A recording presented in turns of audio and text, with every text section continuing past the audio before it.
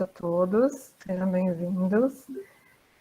Meu nome é Ruth, eu sou gestora de Educação e Difusão de Conhecimento aqui do Centro de Pesquisa de Obesidade e Comorbidades, que é dirigido pelo professor Lício Veloso.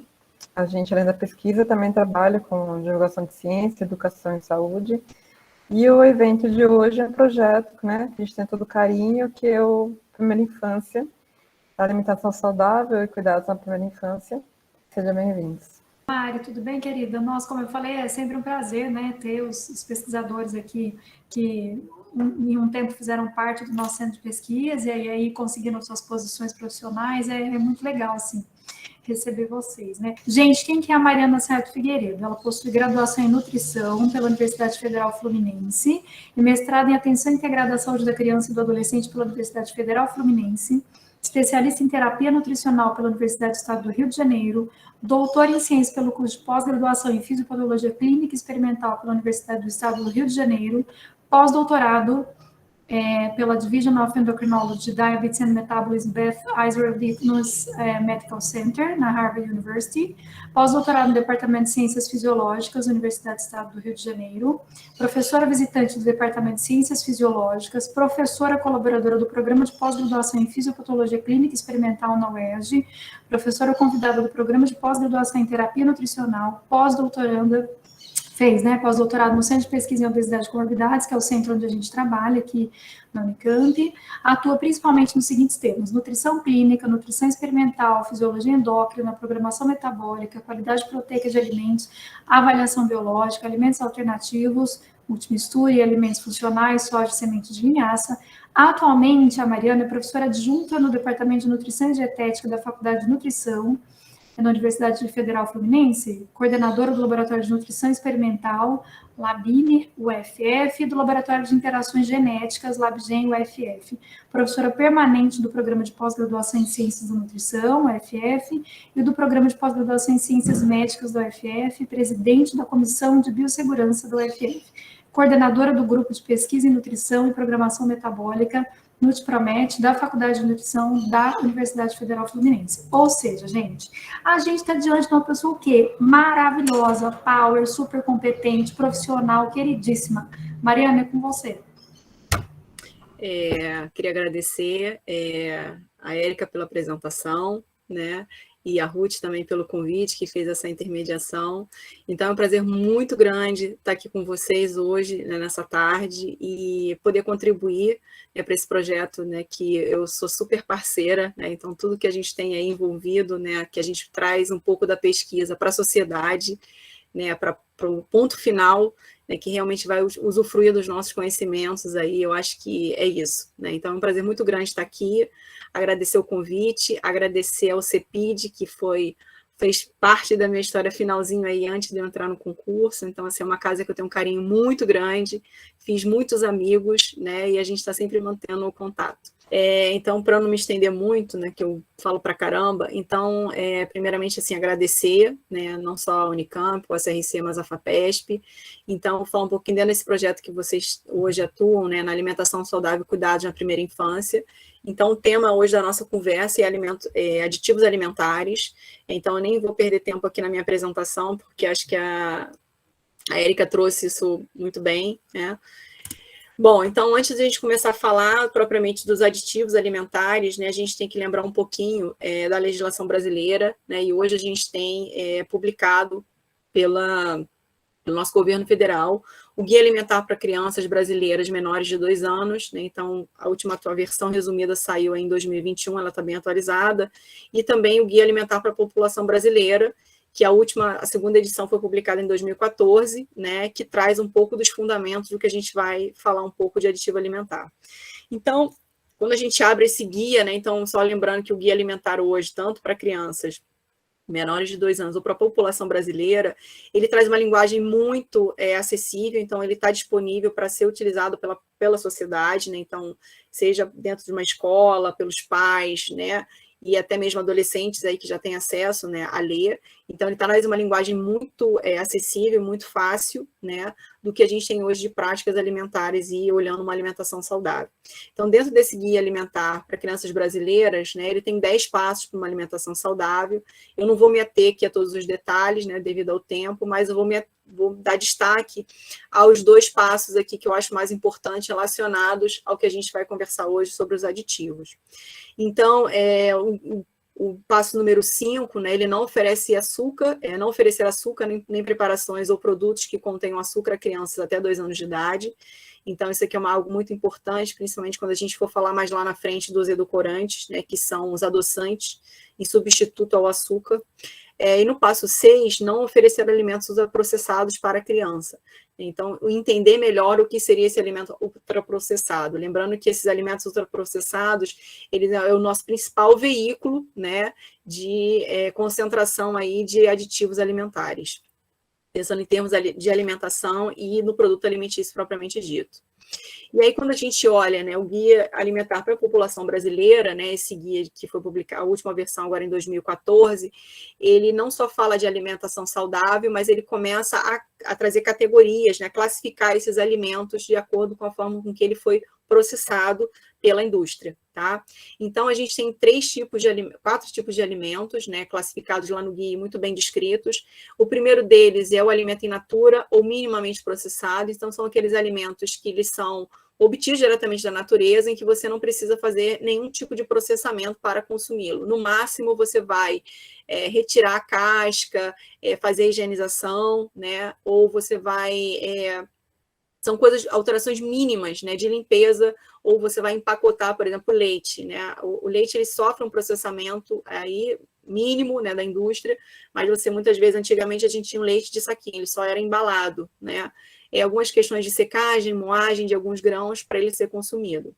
Quando a gente pensa no próximo etapa, a gente tem os alimentos aí, temos os minimamente processados, né, que é um pouquinho acima do in natura, ele tem minimamente um leve processamento, e a gente tem os alimentos processados, né, que seria a terceira classificação.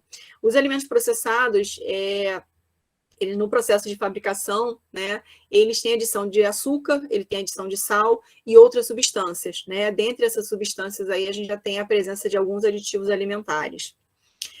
Quando a gente já fala do alimento ultraprocessado, que é onde a gente vai estar falando na tarde de hoje, né? Então, são os alimentos, né, fabricados com pouco ou nenhum alimento in natura.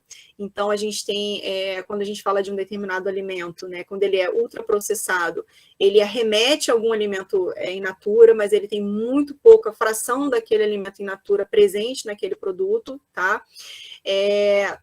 E a gente tem muitos ingredientes de uso industrial, né? Então, dentro aí, a gente vai ter aí toda a classe de aditivos alimentares vão estar em grandes quantidades nesses alimentos ultraprocessados. Então, assim, como exemplos, né, a gente tem agora chamando a atenção, principalmente os alimentos que são consumidos pelas nossas crianças, ou seja, são alimentos que elas têm acesso com muita facilidade. Por exemplo, biscoitos recheados, salgadinhos de pacote.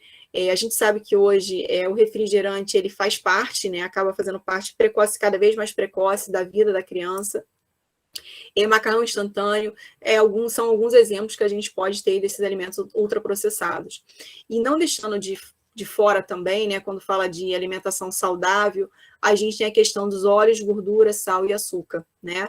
E aí, quando a gente fala de alimentação infantil, a importância de saber quando esses ingredientes aqui, digamos assim, essas substâncias, né, podendo ser in natura ou não, devem ser adicionadas na alimentação ou dessas crianças, né? Então, seja, esse processo de aleitamento materno exclusivo, aí depois de 6 meses você começa a ter uma introdução alimentar para essas crianças, ou seja, elas vão começar a conhecer os alimentos, e a gente tem que saber quando que a gente vai estar adicionando essas substâncias, né? Ou seja, quanto mais tardio a gente fizer isso, mais saudável vai ser aquela criança, pensando aí em termos de programação metabólica, é um dos meus carros-chefes de trabalho, a gente vai ter um adolescente, um adulto mais saudável, pensando nessa alimentação na primeira infância.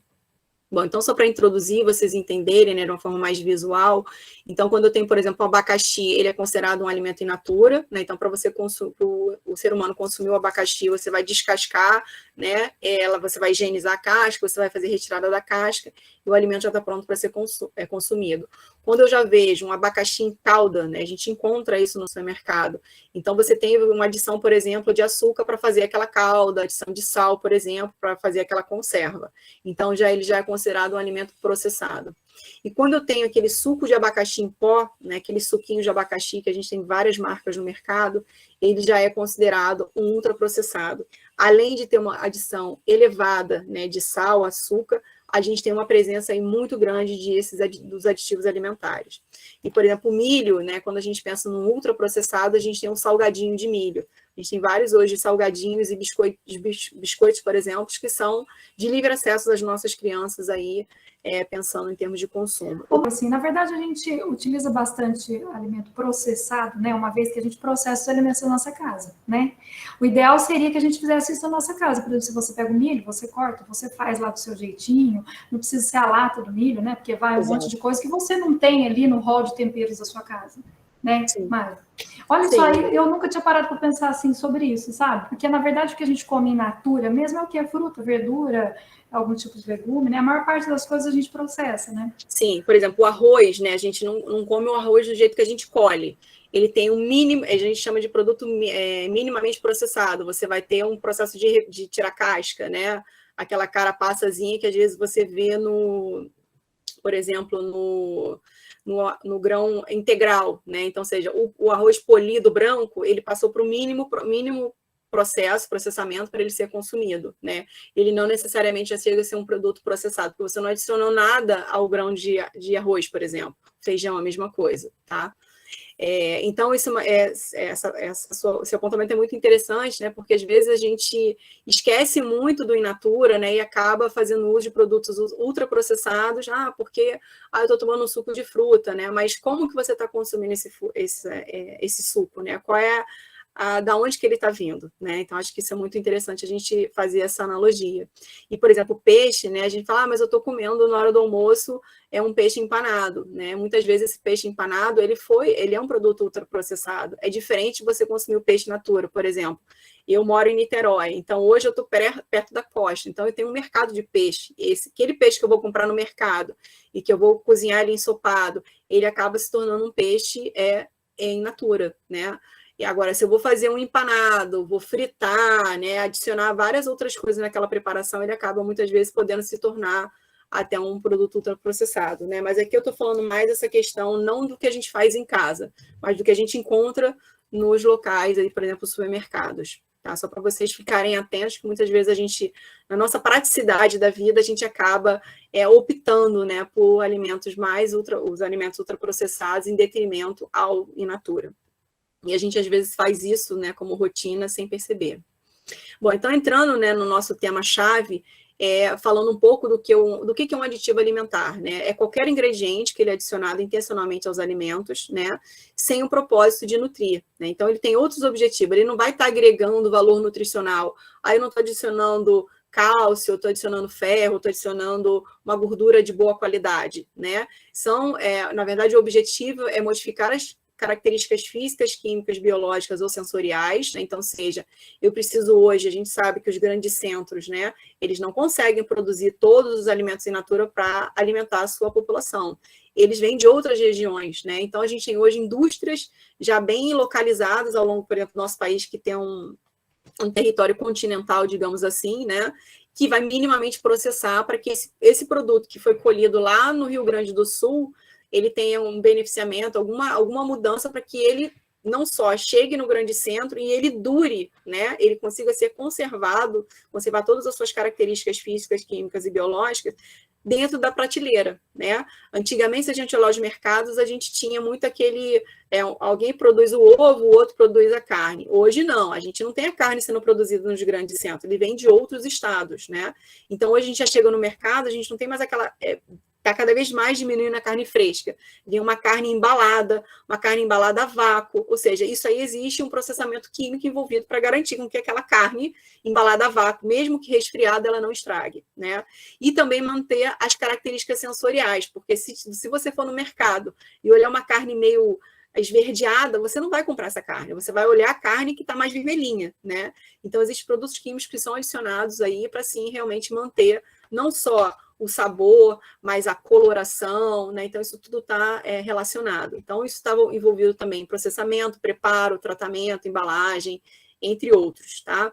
E aí, nessa definição de aditivo alimentar, a gente exclui, né, aqueles alimentos que têm adição, por exemplo, de alguns que não incluem os contaminantes, né? Ou seja, a gente sabe que algum produto ele pode ter a produção de alguma toxina ou algum outro micro-organismo ali causar alterações, tá? A gente tem hoje alimentos que são adicionados de bactérias benéficas, né? Quando a gente tem vários tipos de iogurte, leite, tem lá os lactobacilos vivos, né? Então são ingredientes, né, que tem aí, que são substâncias nutritivas e vão favorecer ao corpo humano. E a gente também tem os alimentos que têm aí enriquecidos, né, com cálcio, ferro, ácido fólico. A gente tem uma infinidade hoje de opções de enriquecimento alimentar aí quando a gente pensa nesses outros nutrientes que a gente chama, que são substâncias que vão trazer alguma coisa benéfica para o nosso corpo. Então, a legislação brasileira, né, que estabelece que somente um aditivo ele pode ser utilizado pela indústria alimentícia, né, quando estiver explicitamente definido a necessidade, né? Então, ou seja, existem várias, tem que ter a função determinada e tem que também ter os limites que podem ser adicionados. Então, a gente tem isso tudo muito bem registrado na legislação e como a gente pode estar utilizando esses aditivos alimentícios, ou seja, como a indústria pode utilizar isso, né? Melhorar e perseverar o valor nutricional do alimento. Então, se aquele alimento ele não vai estragar, ele mantém lá suas propriedades, né, seja nutritivas ou componentes bioativos. Reduzir as perdas dos alimentos, que tiver um alimento que estraga com mais facilidade, ele vai acabar sendo descartado. Tornar o alimento mais atrativo ao consumidor, fornecer condições necessárias ao processamento de alimento e padronizar a qualidade desse alimento. Então, tudo isso é muito bem registrado na legislação. Então, dentro da categoria dos aditivos alimentares, é uma categoria muito extensa, né? Então, eu vou elencar esses principais aqui, falar dos corantes, conservantes, os antioxidantes, para vocês entenderem, né? E vocês podem perceber aqui, né, nessa apresentação, que a gente tem vários códigos, né? E, às vezes, no rótulo está escrito código, não está escrito que é um conservante, né? E aí a gente começa, né? Como é que o consumidor final, nós, né, consumidores, vamos no mercado e conseguir identificar todos esses códigos que são considerados aditivos alimentares e substâncias químicas que estão ali adicionadas. Bom, então eu vou falar de um por um rapidamente deles para vocês entenderem e trazer alguns exemplos. Então, os corantes, né, vai conferir, o próprio nome já diz, a cor, né? Então, eles podem intensificar ou restaurar a cor de um alimento. Então, por exemplo, quando eu faço o abatimento de um animal, aquela carne vai, né, se deteriorando. E a gente tem alguns componentes aí que você pode colocar, né, para você manter aquela carne vermelhinha quando ela fica lá no mercado exposto para você consumir, né? Então, a gente tem a classe dos corantes naturais, então a gente tem vários produtos na natureza, tanto de origem vegetal ou animal, que vão manter o pigmento, né? A gente tem um corante caramelo que é utilizado em uma grande variedade de alimentos para manter aquela coloração, até aquela coloração mais amarelada, e os artificiais, tá? Então, aqui, para vocês terem uma ideia, né, o corante amarelo, o corante caramelo, ele é natural, de origem vegetal. A gente tem o carmim, então tem essa coloração mais avermelhada.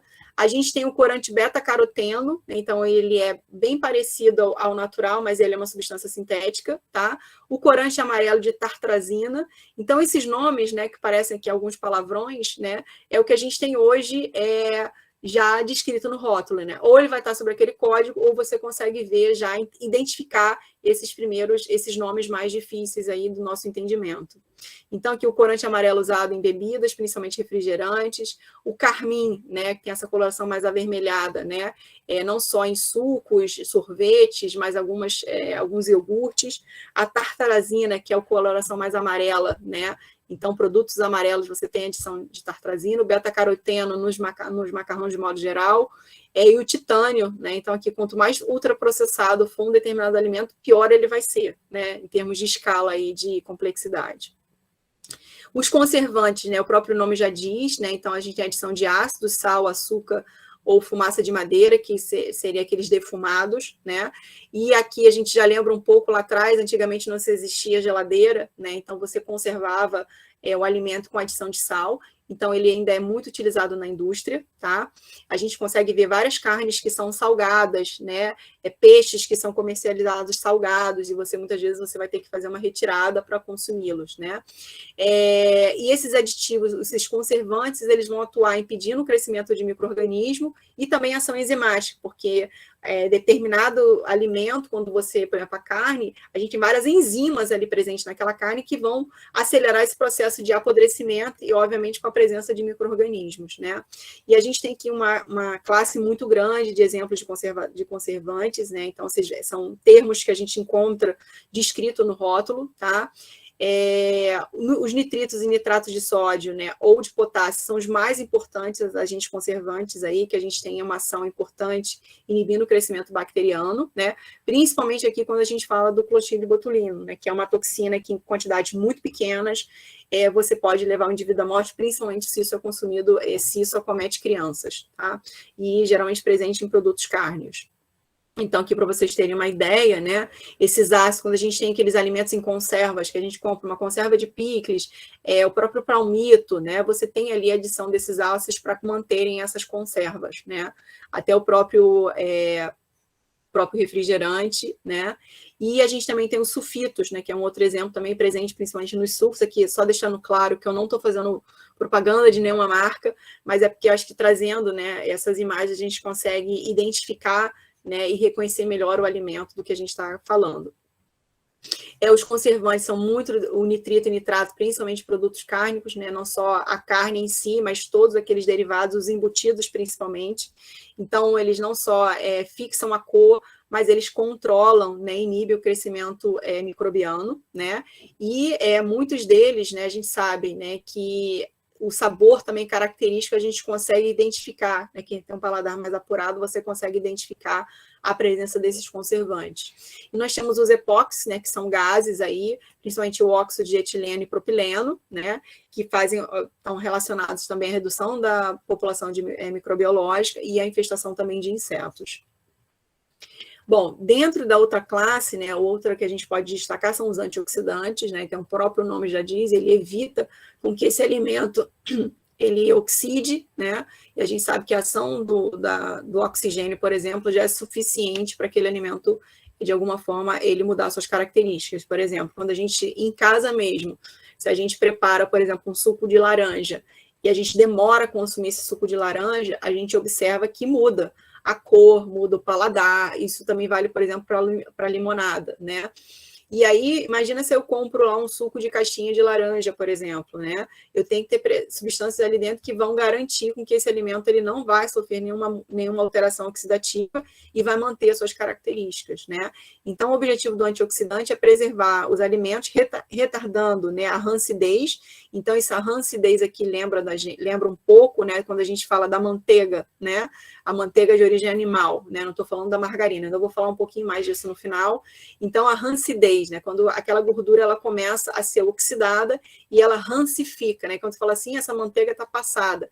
Às vezes você fez o café da manhã, ela ficou muito tempo exposta a uma determinada temperatura, por exemplo, o Rio de Janeiro é muito quente, então você tem que botar a manteiga. Se você esqueceu ela ali, ela vai mudar até a propriedade física, né? Ela fica muito mais mole, acaba parecendo até às vezes uma margarina. E aí, na verdade, se você tem antioxidante ali, ela consegue manter um pouco mais, né, frente à temperatura, ou seja lá qual for o agente ali que pode estar acontecendo. Então, não só diminui, né, retarda essa rancidez, nesse processo de rancificação que a gente fala, vendo muito principalmente em alimentos que são gordurosos, e também a descoloração devido à oxidação. A gente sabe, né, que quando aquele alimento ele é oxidado, a primeira coisa que acontece, ele muda de cor, né? Ou seja, ele fica com uma outra cor diferenciada. E a gente tem vários hoje antioxidantes que são utilizados, então a gente tem aqui o ácido ascórbico, né, que o ácido ascórbico hoje ele é a vitamina C, né? Então é um potente antioxidante natural que a gente tem aí, e vários outros componentes que são utilizados para garantir a melhora desses resultados. Então, os antioxidantes eles podem ser primários, né? Então a gente pode ver, principalmente baseado em compostos fenólicos, então são substâncias que são adicionadas desde tocoferóis a outros antioxidantes. Então a gente vê, por exemplo, na maionese, né? A maionese é um produto gorduroso, mas que, por exemplo, quando ela está fechadinha, a gente conserva ela fora da geladeira. Quando a gente abre, o fato da gente abrir, entrou ar ali dentro, né? E o fato de entrar em contato com oxigênio, a gente pode ter aí, sim, um processo já acontecendo aí de rancificação, porque a maionese ela é muito gordurosa, um exemplo, né? E aí, o que a gente faz? A gente fecha e a gente mantém ela dentro sobre refrigeração.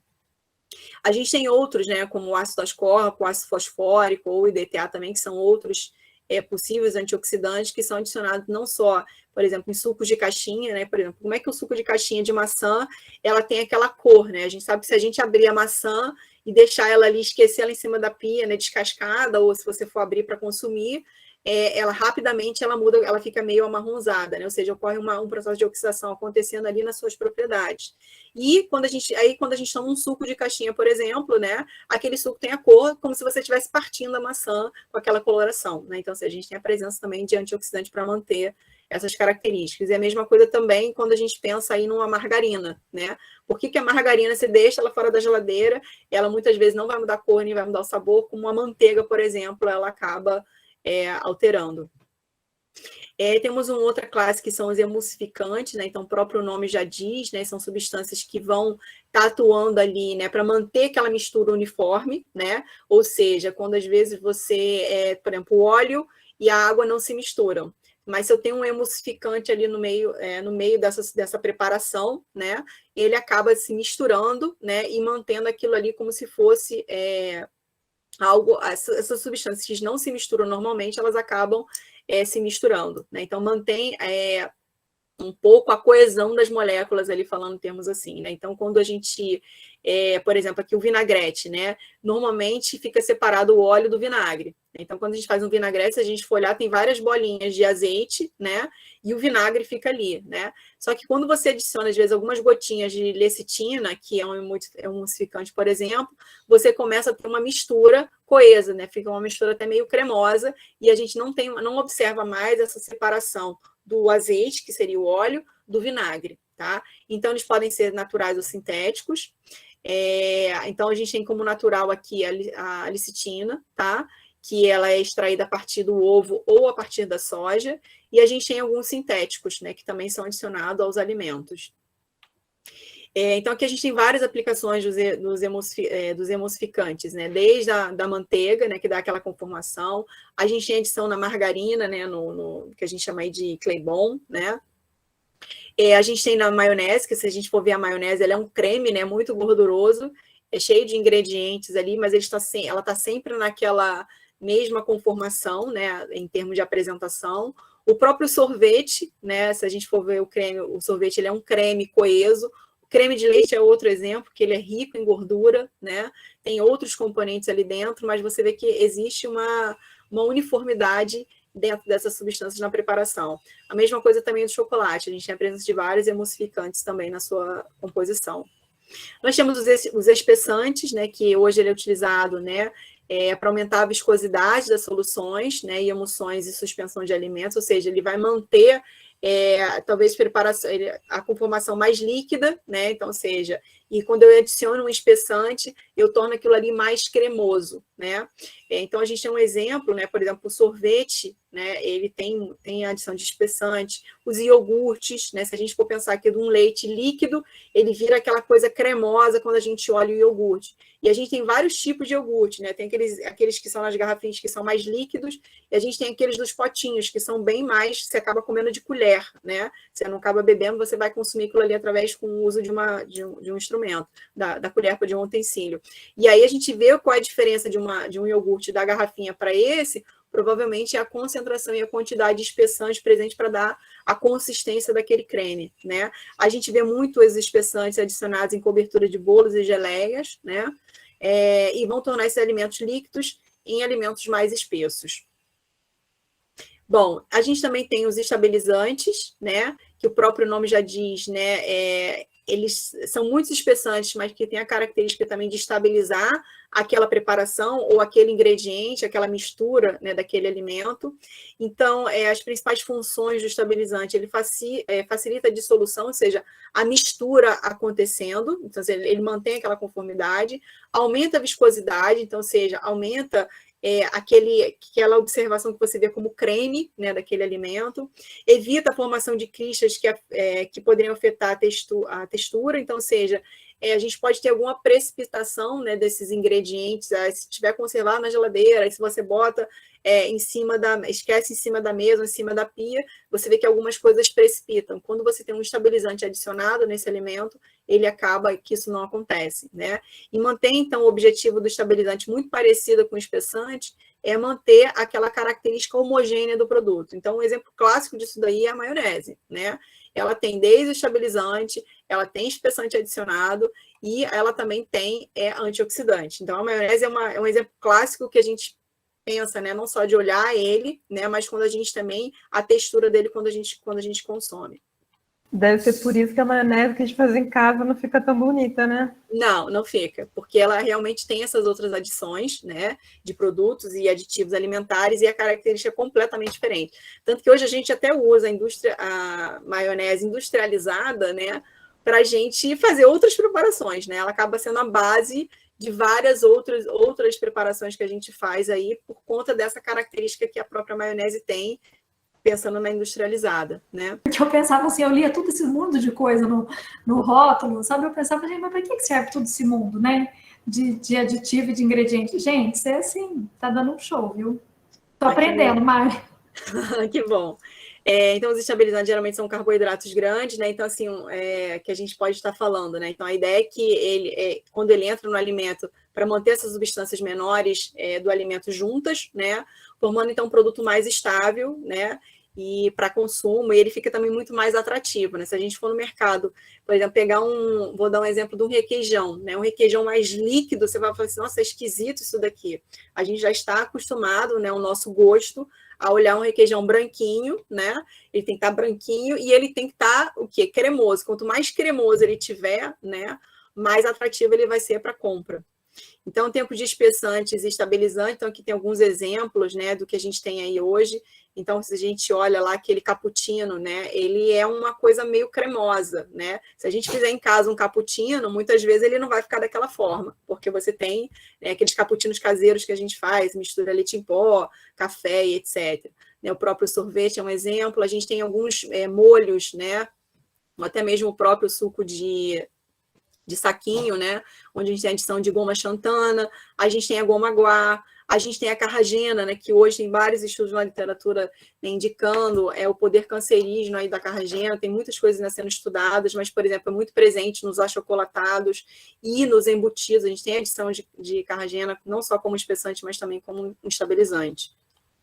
E por último, né, para fechar, a gente tem aí a classe dos edulcorantes, né? O edulcorante nada mais popularmente conhecido como os adoçantes, né? Então, são substâncias diferentes do açúcar, mas que têm o poder de conferir o sabor doce ao alimento, né? Fala assim, mas nesse cafezinho eu boto, às vezes, uma colherzinha de chá. Quando eu vou usar um adoçante, eu boto uma gota seria suficiente, né? Então, isso hoje é uma coisa que a gente, dentro da área de nutrição, chama muita atenção, porque isso mexe com circuitaria cerebral, né? Essa busca pelo doce, etc. Tem várias coisas envolvidas, então um cuidado muito grande no uso de um edulcorante, de se contar as gotinhas e saber fazer a escolha correta, né? Então, muitas vezes ele pode fazer a substituição total ou parcial do açúcar naquele alimento, né? E aí eles podem ser nutritivos, né? Que tem algum valor calórico à dieta, ou não nutritivos, né? E aí a gente tem várias legislações aí que vêm ao longo de anos, né? Trazendo aí, classificando o que é uma substância artificial, não glicídica. E aí hoje a gente tem já essas classes muito bem definidas, né? Então os edulcorantes não nutritivos é o que a gente tem hoje mais sendo consumido pela população em termos de aditivos alimentares para adoçar uma preparação.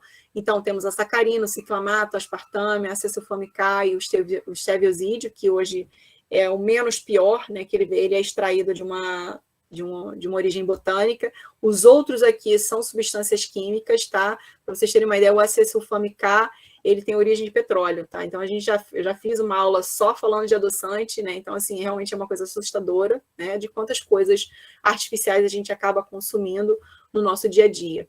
E a gente tem aqui, né, os edulcorantes nutritivos, a sacarose, frutose, glicose, os polióis, né, então isso aqui também são encontrados na natureza, são menos piores, digamos assim, tá, em termos de escala e de qual que é o mais ruim, digamos assim. E aí a gente tem agora aqui, só para fazer um parênteses, né, quando a gente fala de edulcorante, a gente olha um suco, né, hoje, como a indústria já entendeu que a gente sabe o que é um edulcorante, né, o consumidor lá, quem está indo no supermercado, você lê o rótulo, né? A gente já está começando a ter essa prática mais acontecendo. E aí a gente vê hoje, por exemplo, um suco de pêssego, né? Suco de limão, vamos dar um exemplo. E ele fala assim, lá no rótulo, não tem adição de açúcar. Não tem adição de açúcar. Aí você fala assim, mas você vai tomar um negócio, está doce. Como que está doce, né? E aí hoje a indústria já está, ao longo desses últimos 5, 6 anos, aí desenvolvendo produtos onde ele vai pegar uma fruta que é doce naturalmente, pegar uma quantidade dessa fruta, misturar com esse suco de limão, né, que eu não adocei, mas eu usei o quê? O açúcar natural de uma outra fruta. Então, se você olhar o rótulo, vai falar assim, o suco é de limão.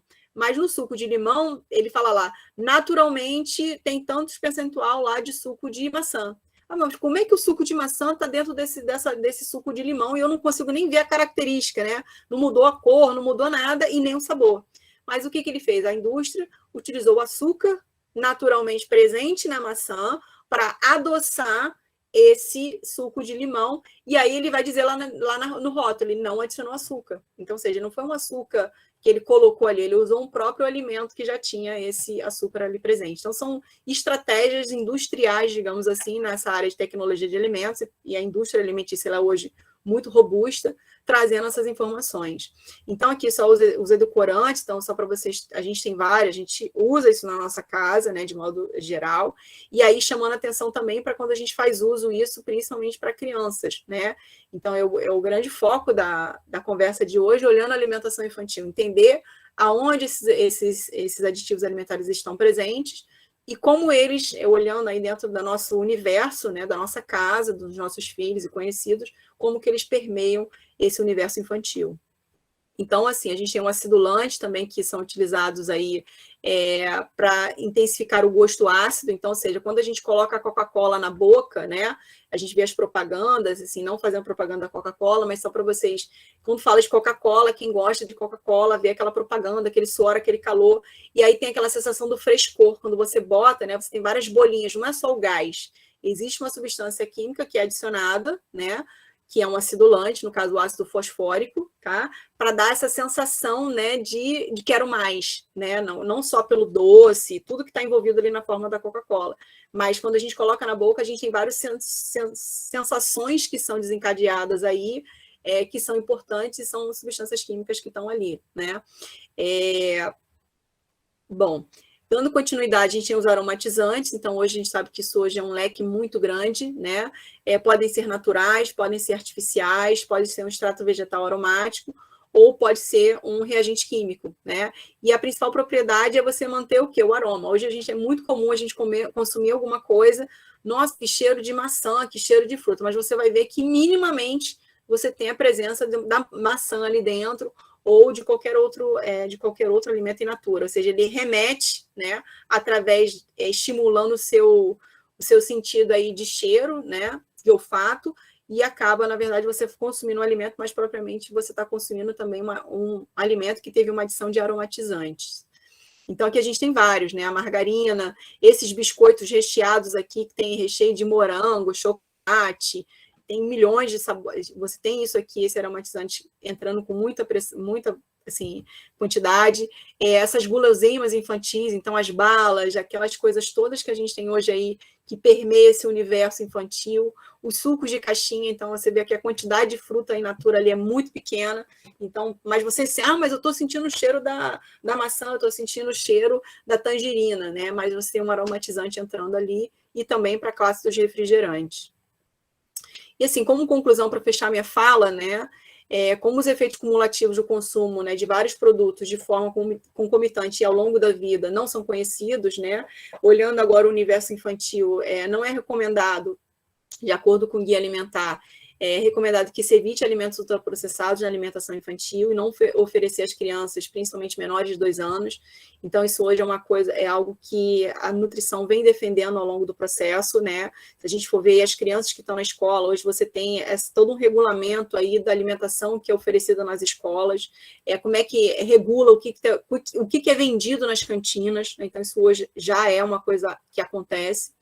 E uma outra coisa importante é ler os rótulos dos alimentos, né? Então, ou seja, aqui até trouxe, que vocês vão ter acesso a esse material, né? Entendendo o que tem no rótulo, quais são as palavras que a gente vai achar lá, que tem que estar descrito no rótulo, você entender aquilo ali e reconhecer que aquilo ali é um aditivo alimentar, né? E os adoçantes também não são recomendados para crianças, né? A menos que seja prescrito aí por um profissional de saúde por uma questão de doença.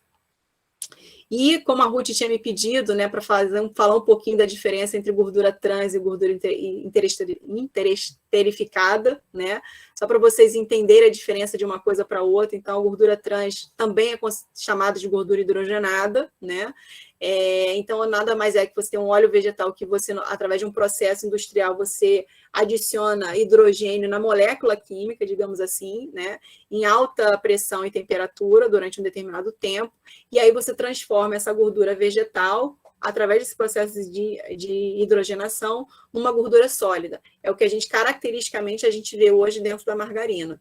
E aí a gente sabe que hoje a literatura ela é muito robusta, né, trazendo, aí fala assim, mas a gordura trans é o local que esse hidrogênio é colocado na cadeia de carbono, tá? Então é na posição trans e não na posição cis, isso é uma coisa mais química.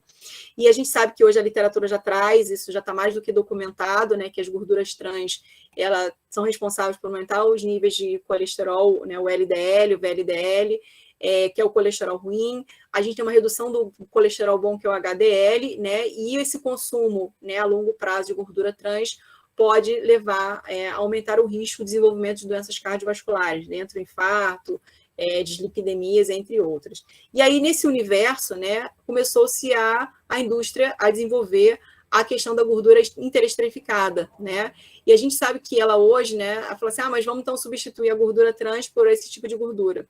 E aí os estudos estão mostrando, né, uma produção, ocorre via processamento enzimático químico, né, do ácido graxo, a gente tem uma mudança ali do componente, e a gente já começou a ver a literatura, a ciência estudar, né, e ver quais são os benefícios e malefícios aí do uso, né, da substituição da gordura trans por esse tipo de gordura, e a gente está começando a ver, né, então isso aqui ainda não está tão, né, robusto como a gordura trans, mas ele está levando pelo mesmo caminho, né, e aí a preocupação muito grande, ou seja, todos esses lanches, né, que a gente usa aí, que a gente adiciona gordura trans, ou a interesterificada, a gente pode ter a longo prazo consequências importantes para o desenvolvimento dessas cardiovasculares. Então, para deixar, né, como mensagem, acho que a alimentação é um fator básico no desenvolvimento da criança. Manter hábitos saudáveis favorece o crescimento físico e intelectual, né, protegendo contra infecções e fornece nutrientes fundamentais para a formação do sistema nervoso, por exemplo. E cuidar da alimentação das crianças desde a primeira infância ela é fundamental, não só para formar um hábito alimentar sadio, né? Então, seja a criança, os hábitos dela são formados desde lá dos 6 meses de vida, onde ela deixa de fazer, onde ela tem a amamentação exclusiva do leite materno, e ela passa a conhecer os alimentos, né? E isso aumenta as chances de ele se tornar um adolescente e um adulto saudável. Então, isso hoje é o que a literatura traz hoje já com muita propriedade. E eu queria agradecer, então, isso aqui é uma fotinha aqui de Niterói, né? Então, aqui no fundo, como a gente fala, Niterói, a melhor coisa que a gente tem em Niterói é a vista do Rio de Janeiro. Então, lá no fundo, a gente tem aqui o Corcovado, aqui a gente vê o Pão de Açúcar. E era isso que eu queria trazer para vocês hoje. E, mais uma vez, obrigada. Nossa, Mari, obrigada a você por essa participação brilhante. E aqui tem uma participante, a Márcia, que ela fez um questionamento. Eu não sei se ela está aqui agora ou não, porque ela está trabalhando, sabe? Ela é coordenadora de uma creche. Ela não conseguiu abrir a câmera, mas ela disse o seguinte, alguns pais comentam que arroz e feijão não é importante para as crianças porque são carboidratos. O que você fala sobre isso, Mari?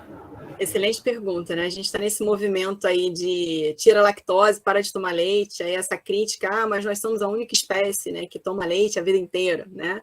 E a questão também está espirrando agora por cima do carboidrato, né? Essas dietas restritivas, e aí vem, eu não como carboidrato à noite.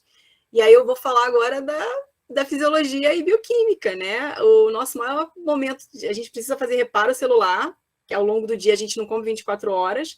A nossa principal reserva de combustível aí é a glicose, e a glicose vem do carboidrato, né, que você consumiu na determinada refeição, ele repôs os estoques de glicogênio, tanto muscular e hepático, e é ele que vai dar conta de manter você vivo, coração batendo, respirando, entre uma refeição e outra, né? Então, ou seja, hoje a nossa base de alimentação é o arroz com feijão, não só uma mistura de carboidratos, mas é uma mistura de ácidos graxos, de aminoácidos, é uma mistura perfeita, então vocês têm um score aminoácido elevado, que um complementa o outro, né? E ela é a base da nossa alimentação, né? Você pode substituir a leguminosa por uma outra leguminosa, um outro do mesmo grupo alimentar, mas ele ainda acho que é o carro-chefe em termos de alimentação saudável, é o que é já preconizado não só pelo guia de crianças menores de 2 anos, mas até também da população brasileira, e isso está lá ilustrado, né? Então, assim, lá no guia traz esses últimos que foram publicados, os pratinhos, né? De uma grande refeição, de um café da manhã, quais são as melhores escolhas aí para você montar o prato. Então, acho que isso, a gente tem que desmistificar isso, né? Trazer a importância do arroz com feijão, uma salada, né? O que realmente é saudável. E, claro, esse modismo ele acaba sendo absorvido. Infelizmente, ele vai chegando, né? Não tem como. Ô Mari, vamos falar a verdade, fora que o arroz e feijão é uma delícia, né? Isabela, minha filha, gente, é apaixonada por arroz e feijão. E eu fico pensando que esse tipo de modismo, se ele pega de verdade, ele acaba até passando por cima da cultura do brasileiro, porque você vai de norte a sul, é claro que tem diferenças ali. O feijão, por exemplo, o Rio de Janeiro é feijão preto, né? Aqui no estado de São Paulo já é aquele feijão carioquinha, etc e tal. Lá no, sei lá onde é o feijão de corda, tudo, mas basicamente você mistura do arroz e feijão, né? Uma vez que você passa por cima disso e começa a assumir esses modismos, a gente deixa a nossa cultura que é tão rica e importante, né, Mari? A mamãe perguntou ali nas questões quais seriam os impactos dessa alimentação com aditivos, né, de ultraprocessados. Eu conheço a mãe, então a preocupação dela é a margarina antes dos 2 anos de vida. Você comentou aí da questão que estão sendo avaliados, né, os impactos nesse adulto, quando a criança consome desde muito cedo esse tipo de alimento. Você pode comentar alguma coisa a esse respeito? Bom, assim, quando a criança, né, ela amamenta exclusiva até os 6 meses de idade, é a recomendação. Depois ela tem uma reintrodução alimentar, então tem todo um time, né, de quando você vai inserindo, né, quando você tem lá a consistência do alimento, qual é a composição do alimento, tem todo um regramento para isso, né, e o que a gente sugere é que isso seja acompanhado por um nutricionista, né, então seja desde muito cedo, porque muitas vezes a criança, até os 2 anos, ainda ela pode estar mamando no peito, né, mas ele deixa de ser exclusivo a partir dos 6 meses, e aí você tem inserção desses outros alimentos. E procurar, né, em termos de alimentação, ser o mais natural possível, né, evitar esses ultraprocessados, e se puder retirar o quanto antes, isso seria o ideal, né, e a gente sabe que precocemente, por exemplo, crianças que menos de 2 anos tiveram acesso a açúcar, ou a sal de adição em elevadas quantidades, isso pode ser um fator de risco para que talvez na adolescência você tenha uma chance maior de ganhar peso corporal, né? Então, seja, a gente sabe que a literatura hoje ela já traz muitas relações e explicações com relação a isso. Então, hoje, acho que o acompanhamento com o nutricionista o mais precoce possível, né? Acho que isso é fundamental. E a população também, acho que todos, né, ter acesso a ler esses guias. Acho que o guia ele é muito autoexplicativo, ele traz uma linguagem muito acessível, né? E ele trata de todas essas questões aí que a gente está falando, não só dos aditivos, mas quando a gente fala do óleo, qual é a melhor gordura, etc. Perdão. A questão que a gente observa muito como mãe também é essa influência da alteração do paladar da criança, né? A criança lá pelos 2, 3 anos já começa a apresentar alguma seletividade. Então, e se tem acesso a esse tipo de alimento, começa a não achar tanta graça assim na comidinha que a gente faz em casa. Então, acho que isso impacta também um pouco, né? Sim, só complementando, né, o que a gente estava falando, eu cheguei a falar um pouquinho, mas não expliquei muito, né, essa questão do paladar e a busca por alimento, né? Então, ou seja, uma criança de 2 anos, se ela não teve acesso a essas coisas, os ultraprocessados, ele não vai falar para você que essa papinha aqui está com pouco sal, né? Ou aquele Nescau, aquele achocolatado que talvez você teve que preparar ali, e você não colocou você não colocou açúcar, ele não vai falar para você que está sem açúcar.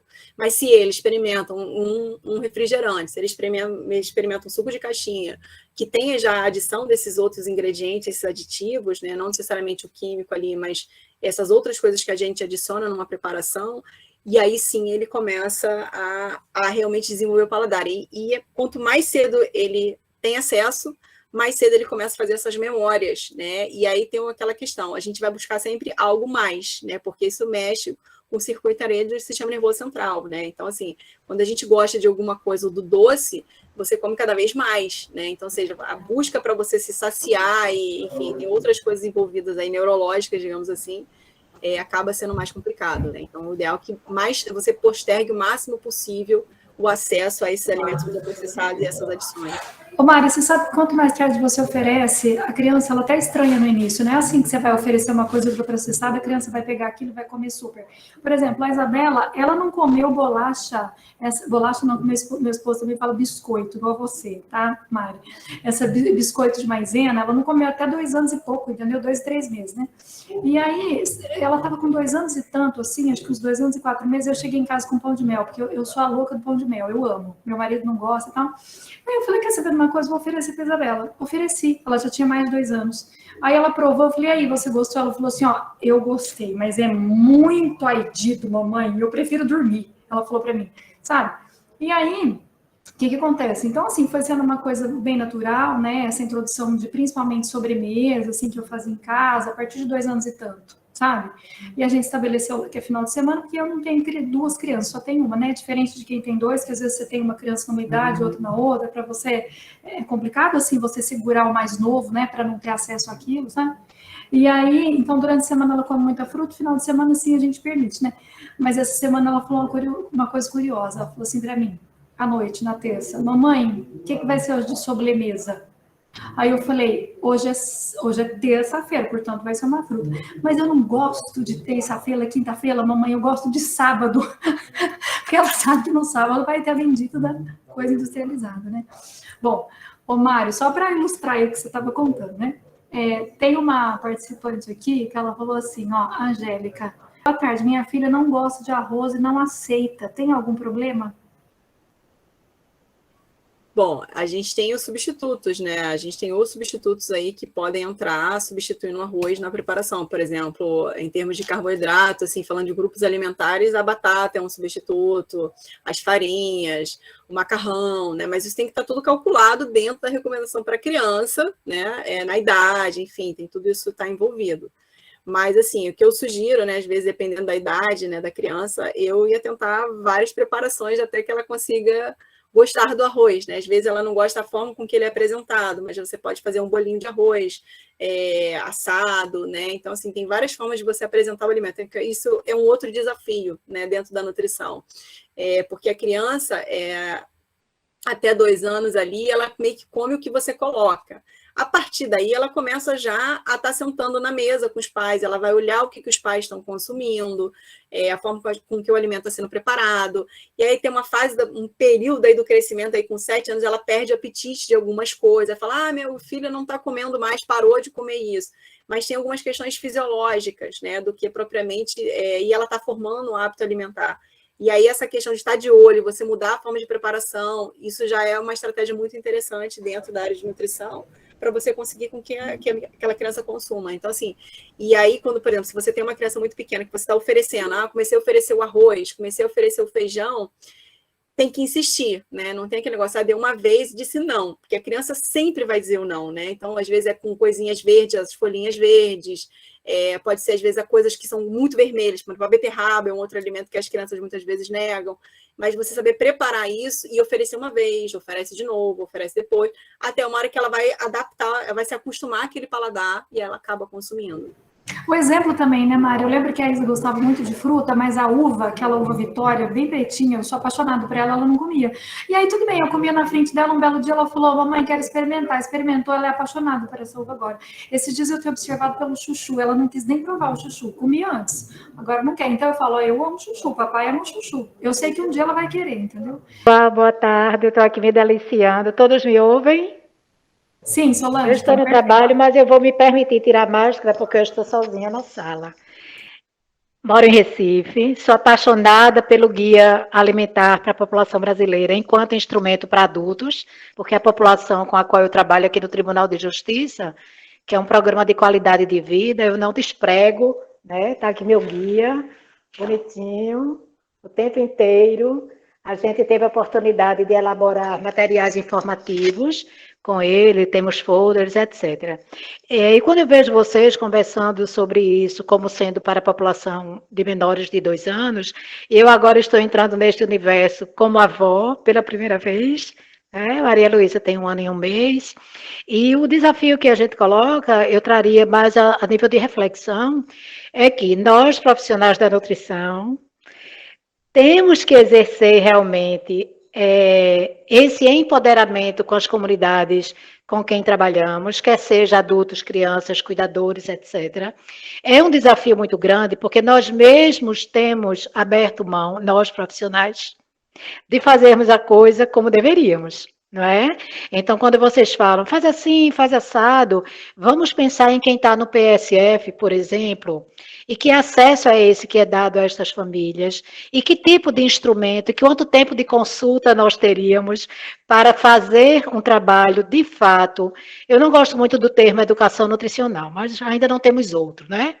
Mas que seria de conscientização, de rever esses paradigmas mesmo, do que é a realidade de cada família. Né? Então, por exemplo, quando eu faço muito paralelo, quando eu penso na questão das orientações para alimentação saudável, eu prefiro dizer assim do que dizer educação nutricional, é que é parecido com quando a gente desperta para o papel do exercício físico de maneira habitual em nossas vidas. Não é? Um dia a gente desperta, seja pela dor, seja pelo amor, seja pela profissão, e a gente encontra tempo para se exercitar.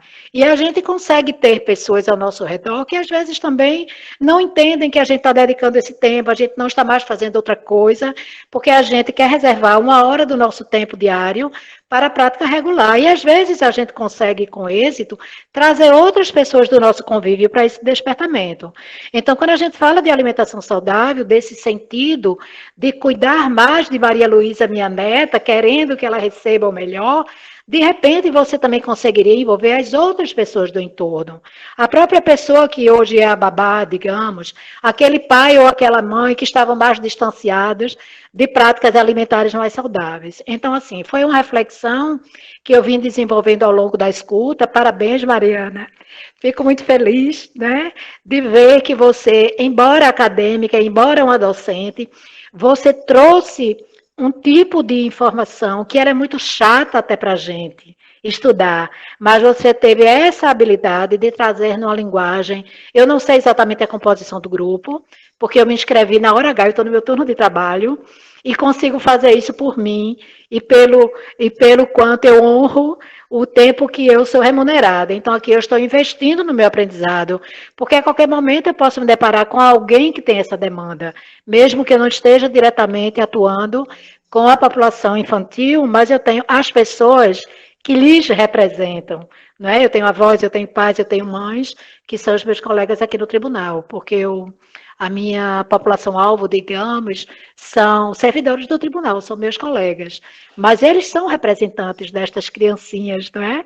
De menos de 2 anos. E eles, às vezes, trazem uma demanda de orientação alimentar para eles, mas, inexoravelmente, vai ser trazido para o cenário de uma orientação a criança que está lá, a criança que existe na casa deles, e que eles querem, sim, as pessoas precisam, sim, que nós estejamos disponíveis para esse tipo de aconselhamento, para esse tipo de chamamento, para esse tipo de empoderamento. Falei muito, desculpem.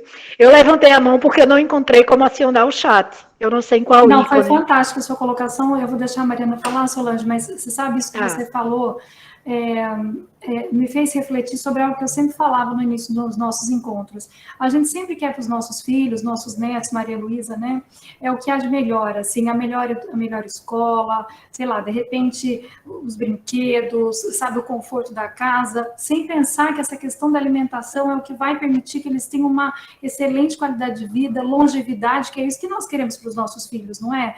E aí, essa transformação, esse chamamento, esse despertamento, foi como você falou, muda, inclusive, a alimentação de uma família inteira, né? E a Mari foi o que você falou, fantástica. Você estava falando dela que eu falei, fantástica, gente. Obrigada, Solange, pela sua explanação, né? Eu acho que é isso, a gente uma coisa que a Unicamp trouxe muito esse elemento para mim, né? Acho que a gente tem que ser sou pesquisadora de bancada, né? Então eu boto a mão na massa. Eu tenho esse lado da docência muito junto comigo, mas se eu não fizer o tripé, onde eu envolvo a sociedade e eu transformo esse conhecimento técnico, científico, acessível, eu tenho que parar o que eu estou fazendo, né? Então eu tenho muito esse olhar, e a Unicamp me despertou muito isso quando a gente fez várias oficinas dentro da universidade, né? Que a gente tem esse projeto aí. Foi uma coisa que começou por acaso e ele deu muito certo na época. E aí mostra quanta coisa a gente tem de informação que ela tem que ser divulgada, né? E a gente não só divulgar do que a gente faz, mas de ensinar a utilizar os instrumentos que nós já temos hoje, né? Disponíveis. O guia alimentar está ali para todo mundo, né? Qualquer um que saiba ler, ele vai entender 90% daquele guia alimentar, né? E pelo menos gerar essa questão. Eu acho que uma outra coisa importante também de falar, pegando a sua fala, nós somos um país continental, né? E é um país desigual, né? Ele é desigual não só em recursos, não é só desigual em hábitos alimentares, mas ele é desigual também em termos de acesso, né?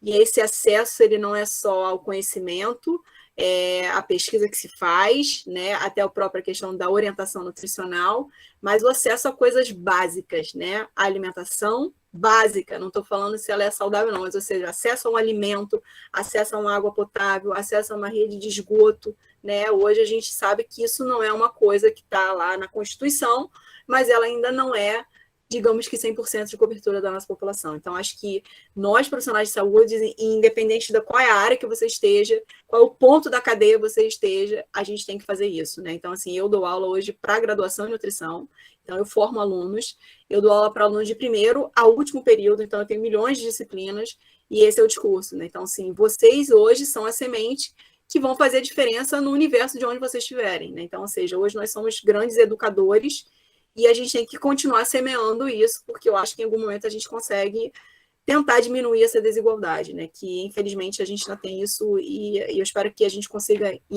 melhorar isso ao longo do tempo aí que passar. Vamos conseguir, se Deus quiser, Mari, com muito esforço, muita batalha, muita luta de todos nós, né?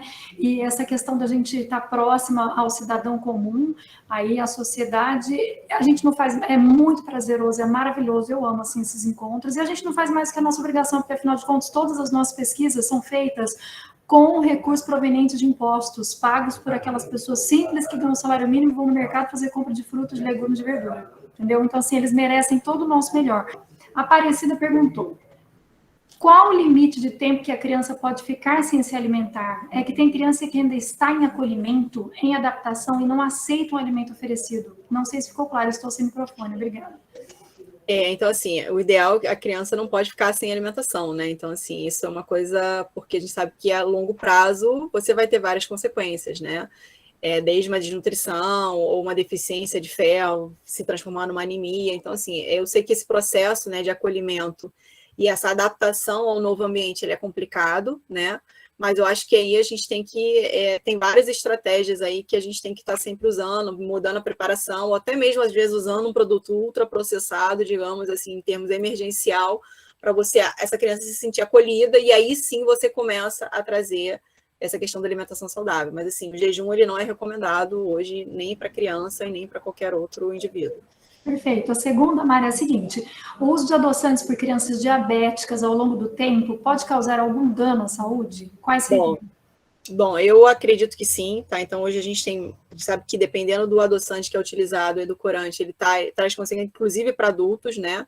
Mas se você tem uma situação onde você é uma criança diabética e em algum momento ela precisa adoçar alguma preparação, né? Fazer o uso, a gente recomenda que sim, né? Então, seja, isso é com prescrição de um nutricionista, e escolher o que menos causaria problemas, né? Então, por exemplo, hoje o esteviosídeo, ele não existia 10 anos atrás, mas digamos que assim, ele é o mais próximo do natural, ou seja, o que causa menos problemas no nosso corpo, ou seja, mais natural e saudável possível, né? Então, e a gente tem que olhar lá no rótulo se ele é puro esteviosídeo, porque tem uns agora que tem esteviosídeo, sacarina, tem algumas coisas misturadas ali, ele vende como estévia, mas na verdade não é, ele está até às vezes mais barato no mercado, e você vai olhar o rótulo, ele tem outros ingredientes ali misturados. Então, acho que essas escolhas aí, o profissional que vai fazer a prescrição vai fazer a melhor escolha, E, claro, que a longo prazo, o mínimo que você puder utilizar ele, melhor, né? Então, sempre contando as gotinhas dentro da proporção estipulada. Isso aí já vai ser um ganho importante, porque a gente sabe que a longo prazo, dependendo do adoçante, você pode ter consequências, sim. Alguns acumulam nas articulações, outros vão causar dores. Então, a gente tem vários relatos hoje em seres humanos já adultos, né, com essas questões. Ô, Mari, a última pergunta, ela rende inclusive uma apresentação, assim, a gente até tem isso, eu acho que no ano passado, que foi a alimentação vegetariana para criança, mas de qualquer forma eu vou colocar para você aqui, tá? Pode falar de uma maneira muito objetiva, e se, né, não se sentir à vontade, também fica tranquila. A minha dúvida é sobre, a Maria Fernanda, está dizendo, minha dúvida é sobre proteínas e alimentação infantil. Vejo um movimento crescente de pessoas diminuindo o consumo de carnes e até alimentos de origem animal. Não vou entrar nos motivos, porque são os mais diversos e pessoais, inclusive de poder aquisitivo. Essa transição é nova, criança sem carne e leite é novo, mas acho interessante, afinal, populações como na Índia vivem há séculos sem esses produtos. Como isso pode impactar na alimentação infantil?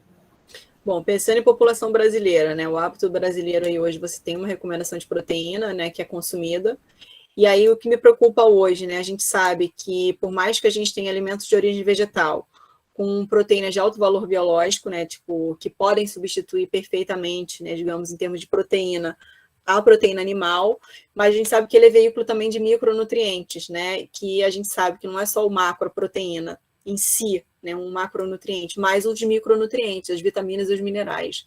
Então, hoje, quem faz opção, né, digamos que não é questão aquisitiva, mas que troca a proteína animal por uma proteína vegetal, quanto mais precoce isso acontece, você pode ter déficit de crescimento e desenvolvimento, se isso não é acompanhado por um nutricionista, e muitas vezes você precisa fazer suplementação. O que mais me preocupa nisso, né, que às vezes é um hábito do pai e da mãe, e aquela criança ela não teve o poder de escolha, né, e aí só se percebe isso quando essa criança vai para a escola, e às vezes é a criança que tem a menor estatura da turma, né?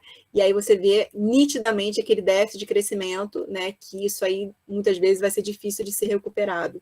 Então, acho que chama muita atenção quando tem essas dietas restritivas, né? Por alguma questão. Claro que tem várias questões envolvidas, isso tem que ser acompanhado, porque em casos de alguma restrição, para garantir o crescimento adequado, principalmente crianças aí que estão em fase de crescimento acelerado, que aí não é só a estatura, mas são órgãos que estão sendo desenvolvidos, tecidos, células, genes que estão sendo expressos, hormônios que estão sendo secretados aí, que precisam ser acompanhados para que não tenha nenhum prejuízo, ou se tiver o mínimo possível, quando ele chegar num indivíduo adulto e não ter o desenvolvimento de doenças, principalmente as doenças crônicas não transmissíveis, obesidade, diabetes, doenças cardiovasculares, entre outras. Mari, minha querida, agradeço profundamente. A Maria Fernanda tinha dado continuidade aqui ao questionamento, mas a Ruth já orientou que ela deve procurar o site do OCRC, que a gente tem uma série de encontros ali, tá? Muitas pessoas te elogiaram, Mari. Parabéns pela palestra, abrangente, com uma linguagem acessível. Fantástico, tudo que você sabe. Eu que agradeço. Mari, ótima palestra. Gente, a Mariana, toda a nossa gratidão. Sabe, toda a nossa gratidão em nome do professor Elício, em nome do Centro de Pesquisa. É sempre um prazer, Mari. Se você quiser sugerir tema, se você quiser participar outras vezes, a gente está sempre pronta a te receber, porque, assim, de fato, você foi fantástica. A todas as meninas participantes, a gente agradece. Gente, de coração, se inscrevam no nosso canal. Vai lá, gente, dá um likezinho e venham participar sempre com a gente. Eu que agradeço o convite, né, Ruth, Érica, estou vendo aqui agora a Tati. Prazer muito grande. Fazer alguma coisa relacionada ao grupo, que é um grupo que, assim, me acolheu muito bem, desde que eu fui, desde que eu saí, né, e está aqui no coração. Então, sempre que vocês precisarem de alguma coisa, eu estou à disposição. Quando quiserem me convidar para outra oportunidade, podem contar comigo sempre. Foi um prazer enorme.